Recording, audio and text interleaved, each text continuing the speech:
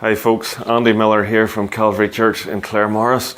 Today I want to look at what happened when Jesus met a man that was in a terrible state. And we'll pick up the reading in Mark chapter 5. You can read it in verse 1 to 20, but I just want to read verse 1 through to 5 to set the scene for what happened. It says they, that is Jesus and his disciples, went across the lake to the region of the Gerasenes. When Jesus got out of the boat, a man with an evil spirit came from the tombs to meet him. This man lived in the tombs, and no one could bind him any more, not even with a chain. For he had often been chained hand and foot. But he tore the chains apart and broke the irons on his feet. No one was strong enough to subdue him. Night and day among the tombs and in the hills he would cry out and cut himself with stones. Jesus and his disciples had just travelled across the Sea of Galilee through a storm that Jesus had calmed. And when he got to the other side, they were met by this man who was in a real terrible state. The Bible says that he had an evil spirit. There was a spirit within him that had completely destroyed his life. And he was tormented by it constantly. He was strong and violent, for they had tried to lock him up, but he kept breaking free. He had no peace within him. He couldn't sleep, for it says that he roamed around the tombs day and night. He was attracted to death and to darkness. He was harming himself with sharp stones, and he cried out all the time. He had lost his dignity, for it says later on that he wasn't clothed properly, and nobody could do anything to help him.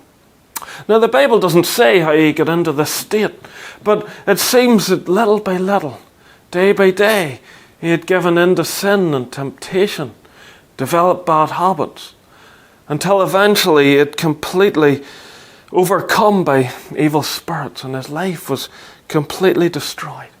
This man had lost everything. Family, friends, his home, his dignity, his place in society, respect, his self-control, inner peace and purpose.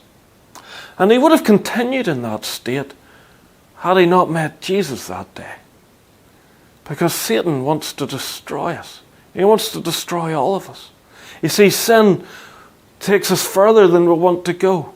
Sin costs us more than we want to pay, and it keeps us longer than we want to stay. But as soon as Jesus arrived on the scene, these evil spirits knew who was in charge. And Jesus cast the spirits out of that man into a herd of pigs that was grazing nearby. And those pigs ran down a mountain into the lake and were killed.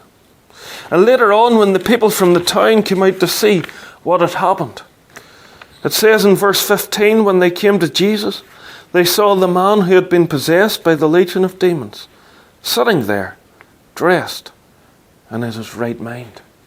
Sitting there. He had calmed down. He wasn't running around anymore. He had peace, and he sat down. He was dressed. He got his dignity back, and he was in his right mind. That's what Jesus is able to do to a life. He's able to forgive, to heal, and to restore. Now, you might think that Jesus couldn't help you. You might think of gone too far, too much baggage, too much past.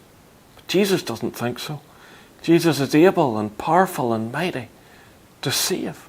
Or maybe you're thinking about somebody else and you think, no, nobody could help them. There's no help for them, no future for them anymore. Well, Jesus doesn't think so. Jesus is able to save.